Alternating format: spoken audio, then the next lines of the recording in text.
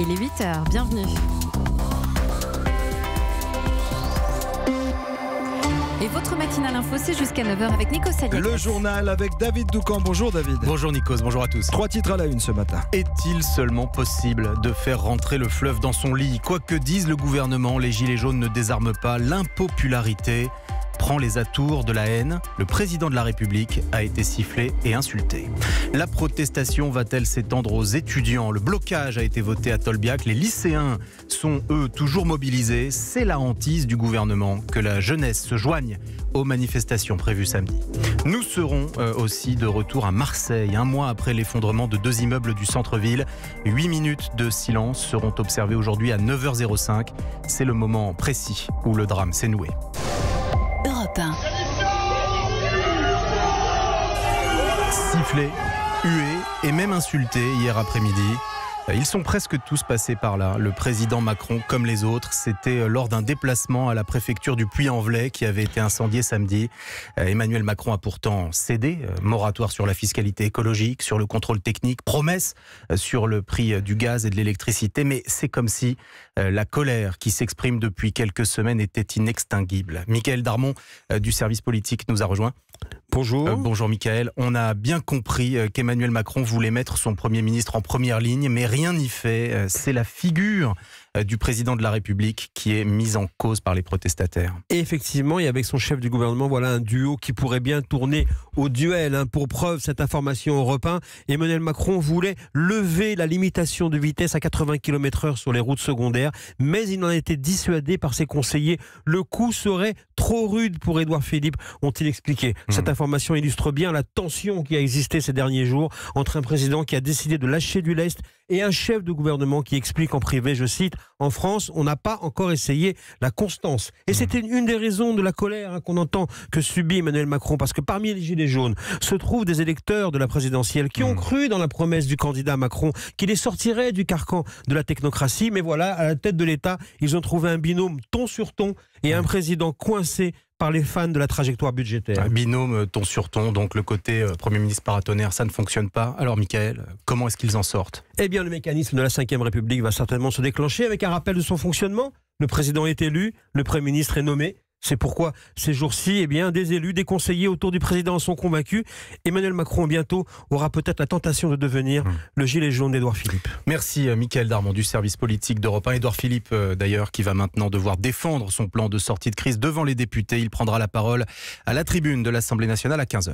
Europe 1 vous donne la parole au plus près de chez vous. Nous étions vendredi à Mourinx, dans les Pyrénées-Atlantiques. La rédaction va de nouveau se délocaliser ce soir jusqu'à la fin de la semaine. Oui, Mathieu Béliard et son équipe seront ce soir en direct de Brignoles dans le Var. Émission spéciale dans un territoire rural qui se paupérise. Les gilets jaunes qui se relayent 24 heures sur 24, 7 jours sur 7 à la sortie de l'autoroute A8 par exemple, se retrouvent aussi bien souvent au Resto du Cœur. Reportage signé Frédéric Michel. À Brignoles, devant la porte des Restos du Cœur, Véronique attend son tour. Le local est tout petit, impossible de rentrer à plus de 10 pour venir chercher de quoi se nourrir pour la semaine.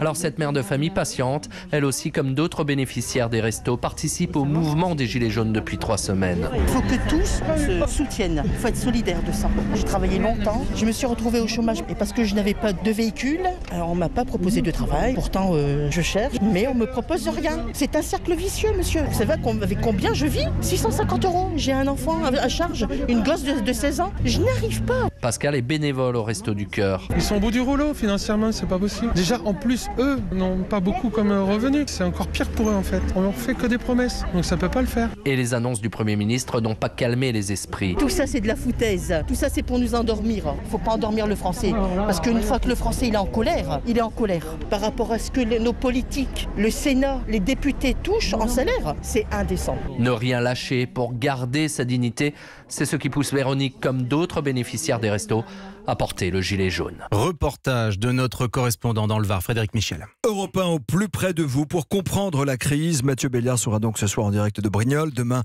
à Saint-Avold dans Moselle et vendredi à Calais dans le Pas-de-Calais. 3 émissions spéciales pour 3 jours. 18h, 20h sur notre antenne. C'est une multitude de fronts qui s'ouvrent devant le gouvernement. La CGT, Force ouvrière, appelle les routiers à faire grève à partir de dimanche soir. Les lycéens ont encore bloqué des dizaines d'établissements hier et prévoient de recommencer aujourd'hui. Et maintenant, Les étudiants commencent à entrer dans la danse. Le blocage de Tolbiac et de Censier a été voté hier. C'est à Paris. L'occupation doit commencer ce matin. Et ce qui inquiète les autorités serait que tous ces jeunes se joignent aux manifestations prévues samedi. Écoutez le témoignage de Nicolas, étudiant à Tolbiac, au micro de Virginie Salmen. Moi je me sens proche des Gilets jaunes parce que en fait c'est un ras-le-bol qui est général, qui touche pas uniquement le truc de la taxe, mais en fait c'est un truc qui se cumule avec la vie chère, avec le fait qu'il y a de plus en plus de précarité au travail, avec le fait qu'il y a de plus en plus de licenciements dans les services publics, et en fait ça c'est un truc en fait qui touche absolument tout le monde. À Tolbiac ici on va essayer de venir en cortège à la manifestation des Gilets jaunes samedi pour l'acte numéro 4 contre Macron. Un cortège d'étudiants dans la manifestation des Gilets jaunes, voilà, qui ne ferait que compliquer le travail de maintien de l'ordre. Christophe Castaner, hier devant les sénateurs, a exprimé son inquiétude. Il anticipe à nouveau des débordements violents samedi prochain. Le ministre de l'Intérieur annonce des renforts de police et de gendarmerie ainsi qu'une nouvelle stratégie de maintien de l'ordre. Et 8h15, Audrey Crespo-Mara recevra François Trugy, le ministre de la Transition écologique et solidaire. Alors cette colère des Gilets jaunes participe-t-elle d'un phénomène mondial? C'est ce que semble penser la présidente du Fonds monétaire international. La Française Christine Lagarde a lancé hier un vigoureux appel en faveur de la coopération internationale, car pour elle, un âge de la colère pourrait bien advenir avec des inégalités sociales qui surpasseraient celles du capitalisme du 19e siècle. La suite du journal avec David Doucan. Il y a un mois, jour pour jour, c'était la catastrophe en plein cœur de Marseille. Oui, 2 immeubles s'écroulaient, entraînant la mort de 8 personnes. Il était 9h05 exactement. Et d'ailleurs, tout à l'heure, à 9h05, 8 minutes de silence seront observées. Et les habitants du quartier porteront un brassard noir. Au total, ce sont près de 200 immeubles qui ont été évacués par précaution. Plus de 1500 personnes concernées. Certaines ont tout perdu. C'est le cas de cette famille rencontrée par notre correspondante Nathalie Chevance. Leur immeuble a dû être démolis par sécurité et depuis, ils ne parviennent pas à retrouver un logement. Au 69 de la rue d'Aubagne, reste un tas de gravats et en hauteur comme suspendu au-dessus du vide, la cuisine que Maël venait d'installer pour sa famille. Un mois après, ils n'ont rien pu récupérer, aucune affaire personnelle. Ballotté entre 2 hôtels ou chez des amis, sans toit fixe, Maël, 35 ans, ingénieur, se bat avec toutes les formalités pour retrouver un semblant de vie normale. On change d'appartement en général tous les 5 ou 10 jours avec un bébé. On nous a proposé un logement temporaire qui a été refusé, réadmis, et puis au final on l'a pas eu. C'est horrible ce qui se passe, de remplir un dossier. Donc il faut trouver les fiches de paye, il faut trouver les impôts, il faut trouver les actes de naissance pour moi, ma fille et ma femme. Enfin, c'est dur et la vie d'avant est finie. Ça a été clairement un calvaire. Pour les besoins premiers et immédiats, donc qui sont la nourriture, le logement et le soutien psychologique. Quand c'est le trou de la justice, quand c'est le moment où on commence à nous oublier, on se retrouve un peu seul dans la fin des démarches, on ne sait plus où on va. Et après, le temps de la colère viendra ? Bon, le temps de la colère a déjà commencé. Il faut bien que chacun prenne ses responsabilités. Comment ça se fait qu'on en est arrivé là ? Maël va payer un avocat, porter plainte au pénal. Aujourd'hui, avec son brassard noir, il attend aussi une autre politique pour lutter contre l'insalubrité. Marseille, Nathalie Chevance, Europe 1. Une alerte au tsunami a été lancée en Nouvelle-Calédonie. Oui, un séisme de magnitude 7,5 a frappé cette nuit au large de l'archipel français. Les habitants d'une partie du littoral ont été évacués. Des vagues submergentes ont d'ores et déjà été constatées, mais à Sydney, en Australie. Et nous apprenons à l'instant qu'un nouveau séisme de magnitude 7, cette fois, vient d'être recensé.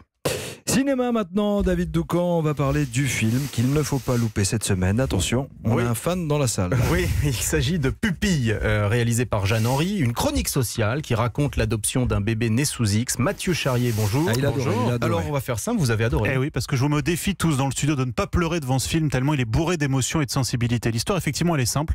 Une mère qui accouche sous X d'un petit Théo, elle a, c'est la loi, 2 mois pour changer d'avis. En attendant, le bébé va être confié à une famille d'accueil menée par Gilles Lelouch, incroyable. En parallèle, les services de l'aide à l'enfance vont lui chercher une mère adoptive, ce sera Elodie Bouchez. La réalisatrice Jeanne Henry ne juge aucun de ses personnages. Elle parle d'un film d'action psychologique. Je trouve que c'est très bien résumé parce que même s'il n'y a pas de méchant, même s'il n'y a pas vraiment de suspense, vous êtes transporté pendant l'heure 47 que dure ce Pupille et vous passez, croyez-moi, par beaucoup d'émotions. Bon, Pupille qui est donc un film européen et que Mathieu Charrier nous conseille d'aller voir. Et alors le nouvel Astérix, Mathieu, le secret de la potion magique. Qu'est-ce que ça vaut ? pas mal avec un mais. En fait, Alexandre Astier a créé une histoire originale pour ce film d'animation. Panoramix, figurez-vous, tombe d'un arbre, il se sent vieux, il décide qu'il doit se trouver un successeur et il part à sa recherche à travers toute la Gaule, accompagné bien sûr d'Astérix, Obélix et Idéfix qu'on est content de retrouver. Les gags s'enchaînent, un peu potache. Les poules boivent de la potion magique, vous imaginez le résultat. Mais ce qui est un peu raté, c'est la fin, notamment l'ultime bagarre qui retourne à la Transformers avec un druide géant. Mais il y a toujours une bagarre, vous savez, à la fin. Là, il y a un druide géant face à un monstre fabriqué de boucliers de Romains. C'est la limite du grotesque et c'est dommage. Bon, moi j'emmènerai quand même ma fille. Mais ils sont fous ces Gaulois réfractaires. Merci beaucoup Mathieu Charrier. C'était le journal de 8h présenté par David Doucan.